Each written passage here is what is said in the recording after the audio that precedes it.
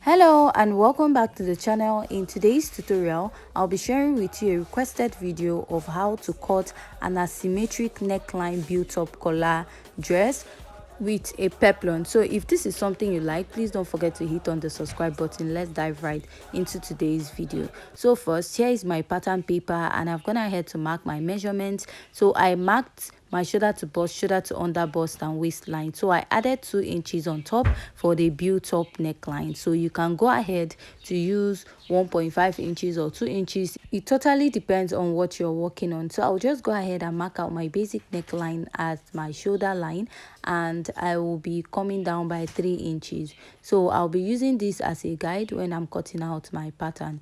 I'll just go ahead to mark out my neckline at this point.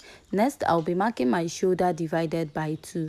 My shoulder is 14 inches divided by 2. I'll mark 7. So because this pattern has a sleeve, I added half inch, making it 7.5. I came down by 1 inch and I'll go ahead to place my ruler and I'm going to connect to my neckline. So after I'm done connecting, I'm just going to go ahead to mark my chest line, which is my bust circumference divided by 6 plus 1.5 inches. So I'll go ahead and mark back what I have at the shoulder at this point, and I'll connect drawing a straight line. From that point, I'll draw out my chest line this way. And after I'm done marking that, I'll just go ahead to divide what I have here into 2, and I'll fold it up this way and mark. I'll be coming out by half inch at that point. After that, at the chest line, I'll go ahead and mark my bust circumference divided by 4. Now I'll go ahead to connect from that point to the half inch and go up to the shoulder. So the next step to take is to mark my nipple to nipple divided by 2. My nipple to nipple is 7 inches. Divided by 2, I have 3.5. So your nipple to nipple is also your bust span, and I'm going to go ahead to place my ruler and connect drawing a straight line. So I'll just take my curve through and I'll connect it to my armhole point. Now I'm going to be marking my dart intake on both sides. So I'll be using 1 inch on this side. So you can as well mark half inch and take the rest at the other side. So I marked 1 inch on both sides. If you marked half inch at the first side, you're going to mark 1.5 inches at the other side. So if you're plus size or you're busty, you'll be using 1.5 inches for both sides of your dart. Now I went ahead to connect this to my bust, and after that I'll go ahead to use my marker to outline this to make it more visible for you to see. So after I'm done connecting, I'll also take it up to the armhole area. So now I'll be marking a dart intake of half inch on both sides, and I'll be blending that into my dart line and do that for the other side. So I'll just go ahead and make use of my marker to outline this. So after I'm done connecting, I'm just going to go ahead to extend it by 1 inch. That is the half inch dart intake we took on both sides of the sleeve. I'm going to mark it back and I'll be drawing out my new armhole for this part. After that, I'll just use my marker and I'm going to draw this out, and I'll go ahead to outline the other part of my armhole. So now I'll be inserting my body's circumference. I'll mark my bust circumference divided by 4, replace that 1 inch dart and add 1 inch for my sewing allowance. Mark my under bust circumference divided by 4, measure the dart intake and add back my sewing allowance. Go down to the waistline, mark my waist circumference divided by 4, measure the dart intake and add my sewing allowance. Now I'll just go ahead and connect my pattern all the way down. So from the neckline, I'll place my tape and I'll be coming down by 2 inches on 2.5. It totally depends on what you want. Come in by 1 inch here, or you can come in by half. So from that point, I'm going to place my tape and I'm going to extend it inwards this way by 4 inches, and I'll just go ahead to connect this. So I'll just go ahead and connect this all the way, and after I'm done connecting, I'm going to be marking out this neckline all the way up.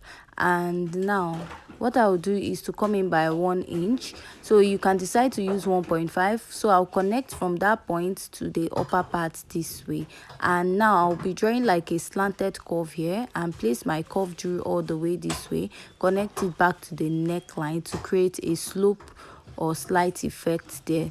Now I'll just go ahead to use my marker and I'm going to outline it to make it more visible for you to see. So after I'm done doing this, I'll just go ahead and cut out this pattern. So at this point, if you find this tutorial very interesting and educative, please don't forget to hit on the subscribe button, give this video a thumbs up, and also leave your question or comment at the comment section. So moving over to the back pattern, I've gone ahead to mark out my basic measurements just like we did for the front pattern, and the only difference is that I have a zipper allowance. Now I'll go ahead and mark my nipple to nipple of 3.5 inches. That is your bust band divided by 2, or your nipple to nipple divided by 2. I'll go ahead and mark all the way down, and I'll just go ahead to connect. So all your measurements starts after the zipper line. So I'll just go ahead and extend this to the lower part of my pattern. So the next step from here is to go ahead and mark my dart. So I'll just go ahead and mark 1/2 inch on both sides. Go ahead to connect it all the way up. So when you're extending it, make sure it's about 1 inch after your bust line. So the next step I'm going to take is to go ahead and mark my body circumference.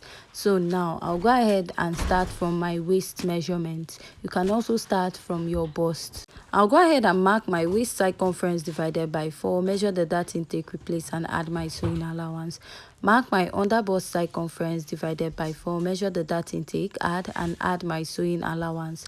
Mark the bust circumference divided by 4 and add the dart sewing allowance. So make sure that all your measurement starts immediately after the zipper line.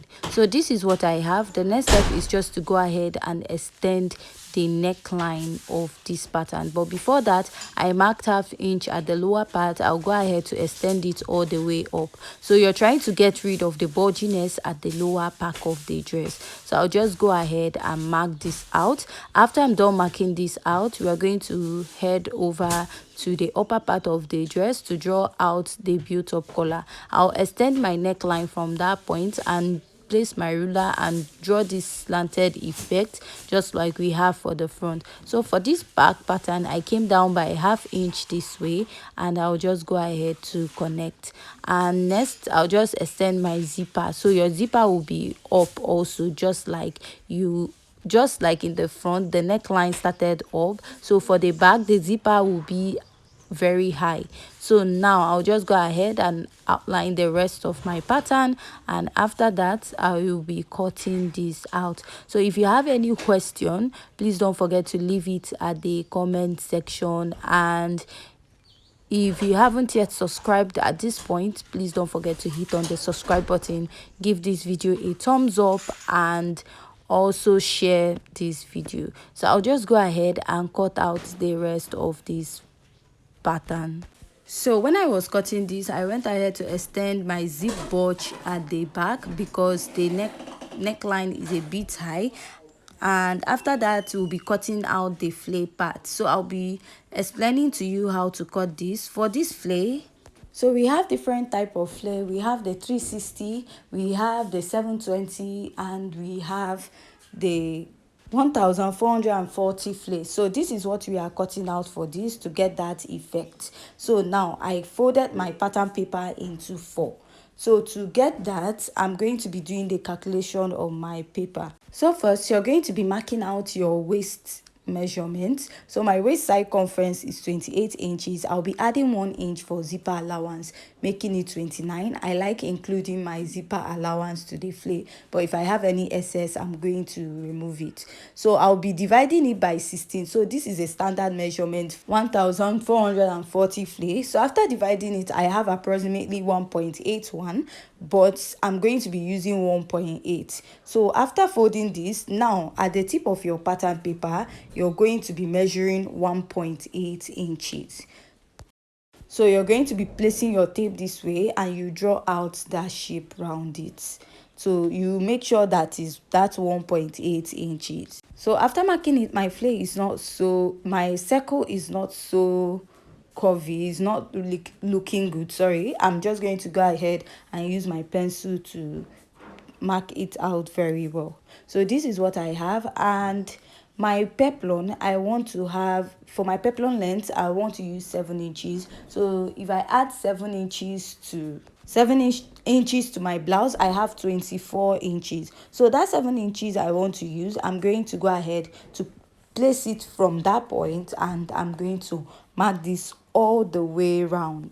So after marking it round, I'm going to go ahead to draw a line to connect it, and I'm going to go ahead to cut this all around. So this is what I have. After I'm done cutting, I'll open it up. So now I'll be cutting it into two. For your flay, you'll be cutting out 4 pieces of this. That is this piece plus extra 3 pieces for this type of flay. So you're going to cut it and join it, and also add 1/2 inch on top at the lower part, and also for your turn up allowance. So this is how to cut your flay to get that effect, and you're going to pleat it. So with this, we have come to the end of today's tutorial.